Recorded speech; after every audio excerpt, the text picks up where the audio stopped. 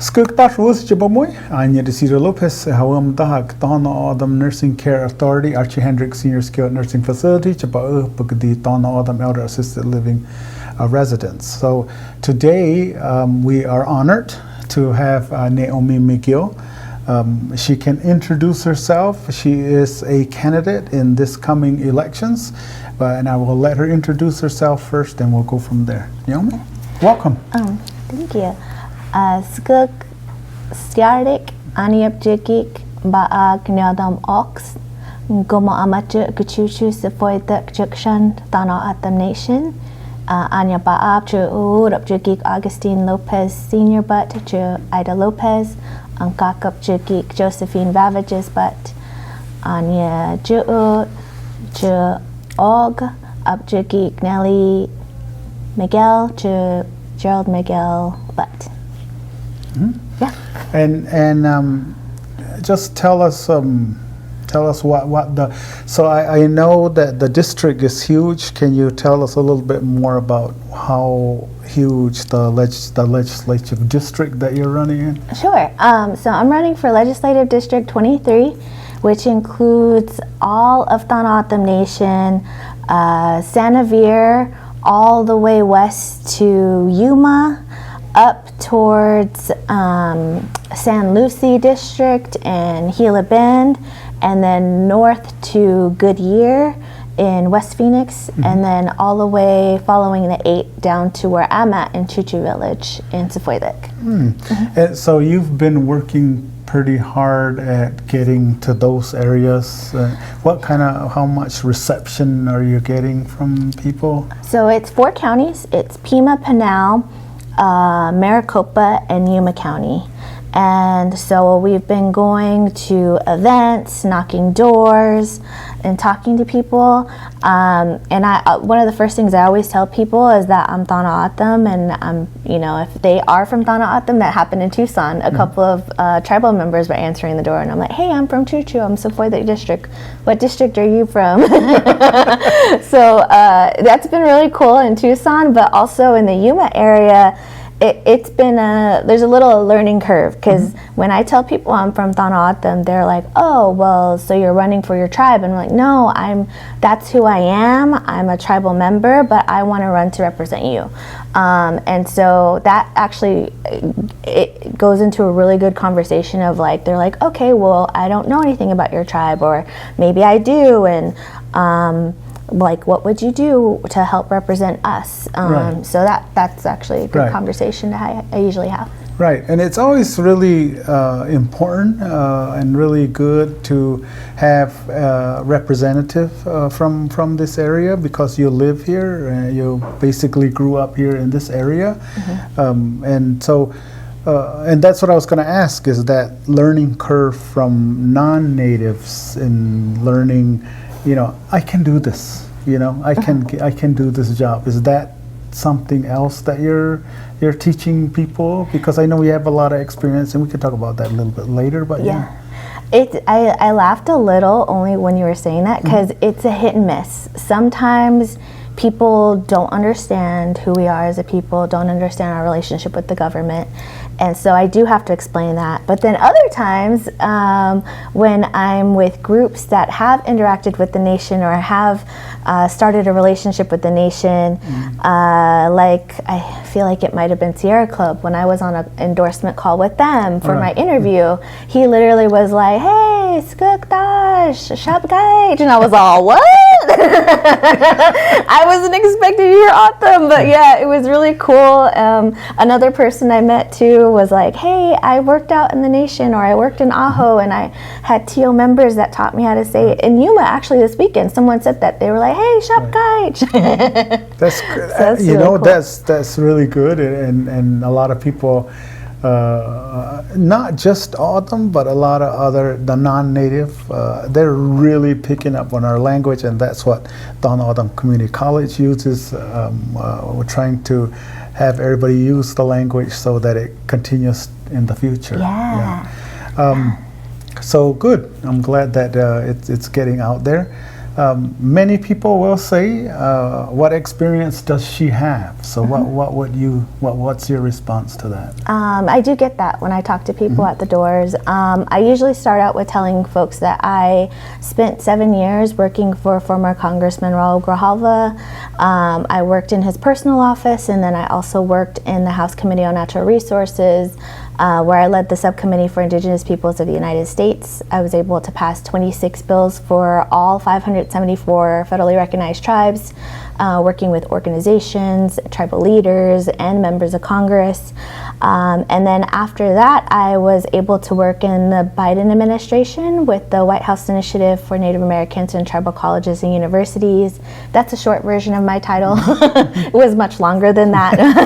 But I did work on a lot of Indian education on the national level, and that's what really led to my interest too on the state level, because we didn't really have an idea what happened to the funding on the state levels. Right.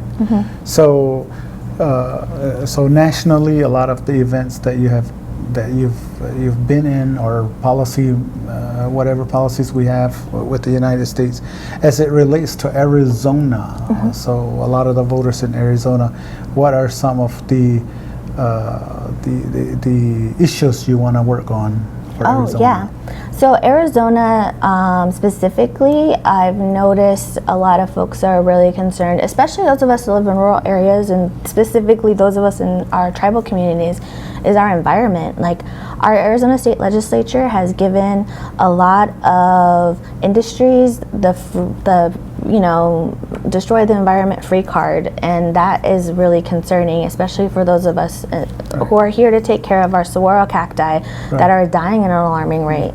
And so that is one priority. Another one is workers' rights. Like, everyone should have fair pay, sick leave, and be able to have a really good working job. I think that far too long the state legislature has given tax breaks to millionaires and billionaires, and we need to have more workers and people to stand up for worker rights in the state legislature. And then another area I wanted to really focus on, which would be relatable to everyone here, is like getting our tribal sovereignty known on a state level. Our state agencies don't all understand that government-to-government relationship, and they assume that it's just with the federal government, and that's not true. Right. So that type of representation is what I see lacking in the state legislature. Any other things that maybe is geared toward non-native? Yeah, so education is also a really big priority. As I mentioned, I work nationally on Indian education, but specifically what's going on with the empowerment scholarship accounts and the misuse of funding that was supposed to be specifically for children with disabilities has been misused by a lot of folks and been used for extravagant things like foreign trips and cars, and that's something that our tax dollars are going toward, and that's millions of, actually I think $1 billion that we can no longer get back. So the state legislature, there's a lot of cleanup that needs to be done, and we need someone who's ready to work, and I have that experience. Yeah, I think a lot of cities like Phoenix, Tucson, or wherever, they don't understand our distance that we have, and I think roads is one of the other ones that a lot of people work on. I think for us is probably the state reimbursement for Medicare, Medicaid to us, whereas they don't calculate in transportation or the distance that we have because we're rural out here. And not just for us Native Americans, but for also rural America, that sometimes the state calculates it, the calculations that the state doesn't really reach us, or at least is not counted to benefit us as tribes. So health would be another really good issue with state reimbursement. I am happy that we are getting the medicine man reimbursement when medicine man services. So things like that, it should be something that should continue to be adjusted as it relates to reimbursements. But I hope that that's one of the things that you can work on and help in that process. Yeah. I've been telling people, I know for a long time, and I know you know this, is that I told them this morning that you were coming. I told them who you were and how I know you, obviously your mother and your family as well. And I've said, if you ever look in 1987 when that little baby was brought up with the Pope and and now Saint Pope John Paul II, and I was telling him that's that little girl, and she's come a far distance from there to learn, to get to know legislative processes and being in Washington and coming back.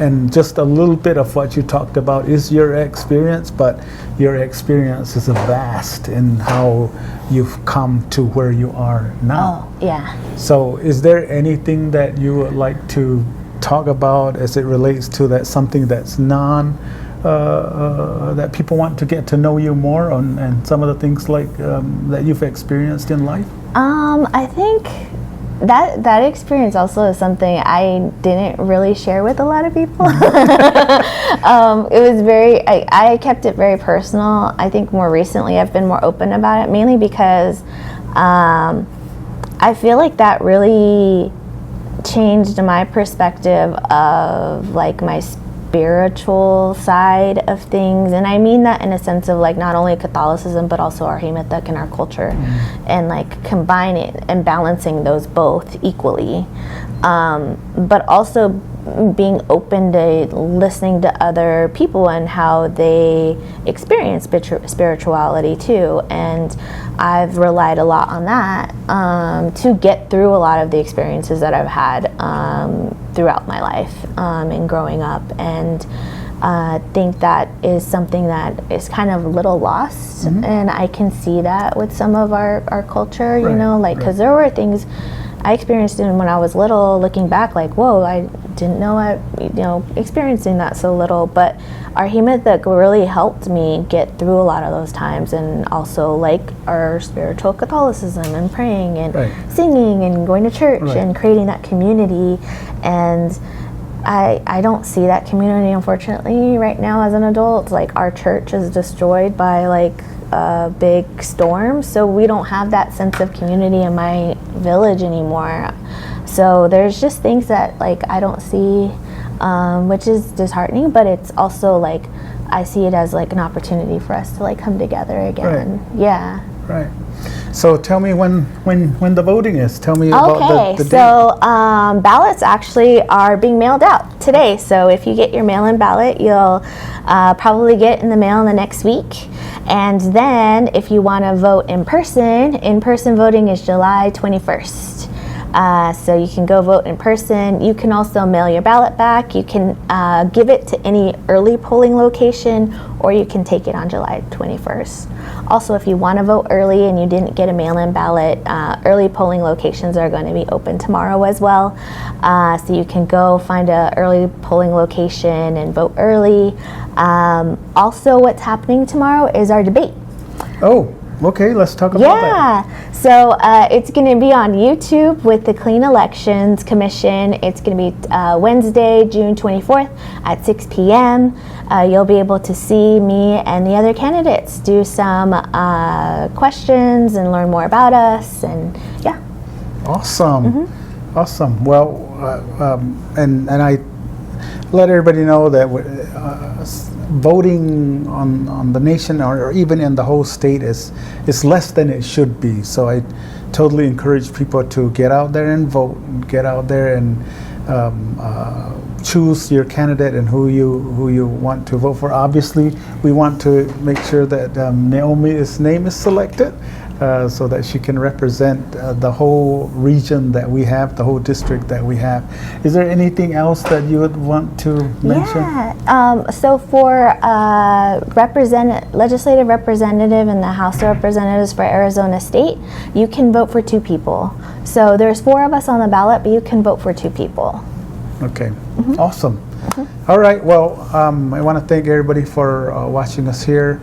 We wish you the greatest of luck. We wish you, everything that you've done, your experience, your meeting with people, your openness, and I continue to support Native Americans, not just Native Americans, but people out there that are going to speak on behalf of the Tohono Nation or our area, our vastness of our area. So I want to thank her for coming today. So, tapamnya e pase. Sapa.